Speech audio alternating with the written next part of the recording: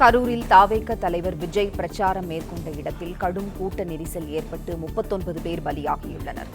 கூட்ட நெரிசலில் சிக்கி 9 குழந்தைகள், 17 பெண்கள் உட்பட 39 பேர் உயிரிழந்தனர். தாவேக தலைவர் விஜயின் பிரச்சார கூட்டத்தில் கரூரில் பெரும் துயரம் ஏற்பட்டுள்ளது.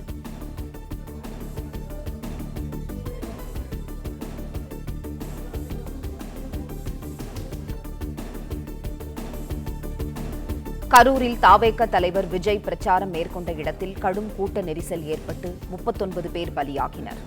கூட்ட நெரிசலில் சிக்கி 9 குழந்தைகள், 17 பெண்கள் உட்பட 39 பேர் உயிரிழந்தனர்.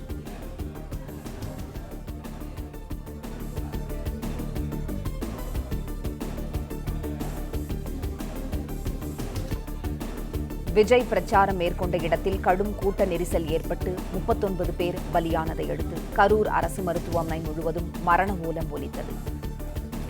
கரூரில் தாவேக தலைவர் விஜய் பிரச்சாரம் மேற்கொண்ட இடத்தில் கூட்ட நெரிசல் ஏற்பட்டு 39 பேர் பலியாகினர்.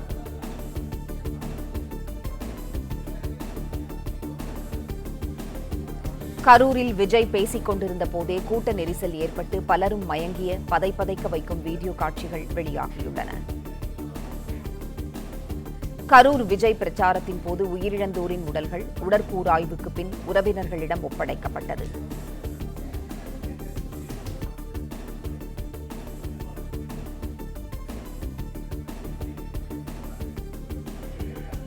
செய்தியாளர் யாதவ் பிரகாஷ் இணைப்பில் இருக்கிறார். பிரகாஷ், வணக்கம். 39 பேர் பலியாகியுள்ளனர். பெரும் துயரம் ஏற்பட்டுள்ளது. விவரங்களை சொல்லுங்க.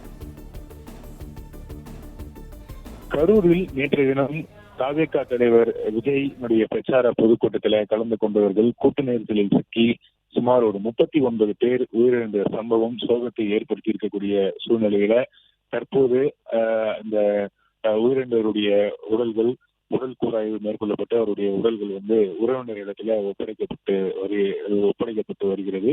நேற்றைய தினம் நள்ளிரவு முதலமைச்சர் திரு மு.க. ஸ்டாலின் தனி விமானம் மூலமாக சென்னையிலிருந்து திருச்சி அங்கிருந்து சாலை மார்க்கமாக கரூர் அரசு பொது மருத்துவமனைக்கு அங்கு வைக்கப்பட்டிருந்த உயிரிழந்தவருடைய உடல்களுக்கு இறுதி மரியாதை செலுத்தினார்.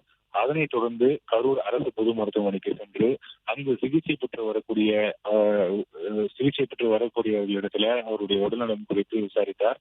அதனைத் தொடர்ந்து அங்கு இருக்கக்கூடிய ஒரு ஆய்வு அரங்கத்துல கரூர் மருத்துவமனையில மேற்கொள்ளப்பட்டு வரக்கூடிய சிகிச்சைகள் என்ன, அவர்களுக்கு வழங்கப்பட்டு வரக்கூடிய சிகிச்சைகள் என்ன என்பது குறித்து அங்கு இருக்கக்கூடிய மருத்துவர்கள் மற்றும் மற்றவர்கள், அமைச்சர்கள் மற்றும் சட்டமன்ற உறுப்பினர்கள் எல்லார் இடத்திலையும் ஒரு ஆலோசனை நடத்திவிட்டு அவர்கள் அடுத்து மேற்கொள்ள என்னென்ன நடவடிக்கைகள் மேற்கொள்ள வேண்டும் என்று அவர்களுக்கான அறிவுரைகளை வழங்கினார். நேற்று தினம் நேற்று மாலை ஒரு 7:30 மணி அளவில் இருந்து இந்த கூட்ட நெரிசல்ல பாதிக்கப்பட்டவர்கள் ஒவ்வொருவராக மயக்கமடைந்து இந்த நிலையில அவர்கள் மருத்துவமனைக்கு கொண்டு செல்லப்பட்ட போது சிகிச்சை பலனின்றி உயிரிழந்தார்கள்.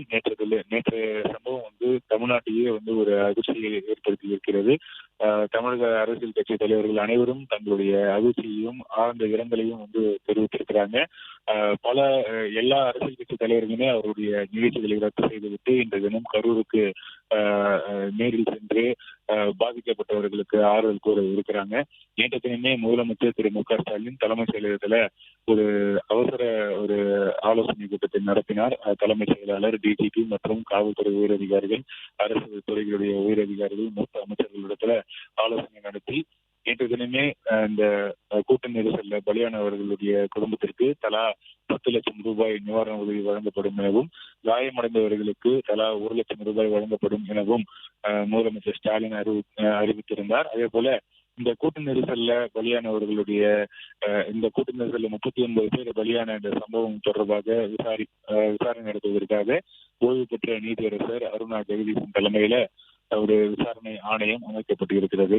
அதனைத் தொடர்ந்து முதலமைச்சர் ஸ்டாலின் தலைமைச் செயலகத்திலிருந்து விரைந்து கரூருக்கு விரைந்து வந்தார்.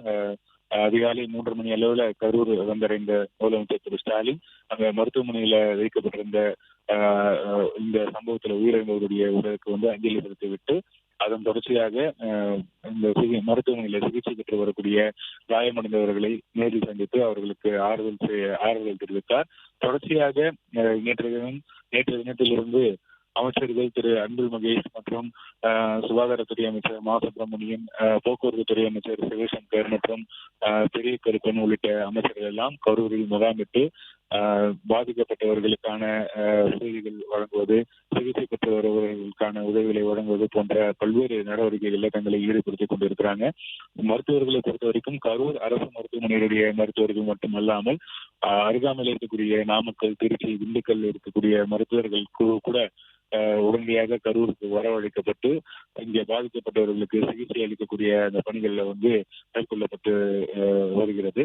அதேபோல 39 பேர் உயிரிழந்திருக்கக்கூடிய சூழ்நிலையில் படிப்படியாக ஒவ்வொருடைய உடல்கள் அடையாளம் காணப்பட்டு உடல் கூராய்வு மேற்கொள்ளப்பட்டு உடல்கள் அவருடைய உறவினர்களிடத்தில் ஒப்படைக்கப்பட்டு வருகிறது.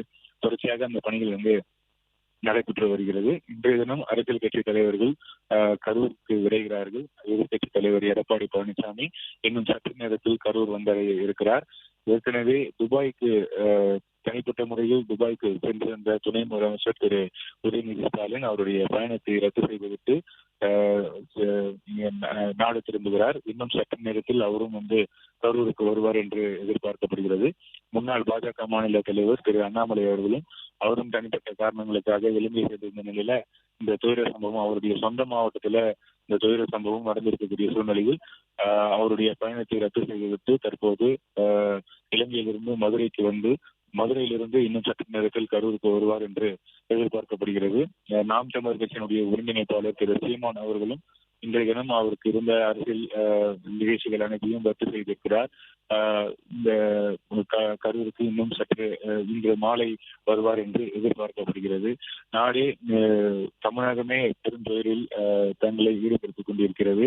பெரும்பாலும் பெரிய அளவிலான உயிரிழப்புகளை தமிழகம் சமீப நாட்கள்ல இது போன்ற ஒரு நிகழ்ச்சியில பெரிய அளவுல உயிரிழப்புகளை சந்திக்க இருக்கக்கூடிய ஒரு நிகழ்ச்சியாக இந்த தாவேகா பிரச்சார பொதுக்கூட்ட இந்த உயிரிழப்பு சம்பவமானது பார்க்கப்படுகிறது. கிட்டத்தட்ட 39 பேர் உயிரிழந்திருக்கிறாங்க. பெரும்பாலும் அதுல பெண்கள் உயிரிழந்திருப்பது குறிப்பிடத்தக்கது. கிட்டத்தட்ட 17 பெண்கள் உயிரிழந்திருக்கிறாங்க.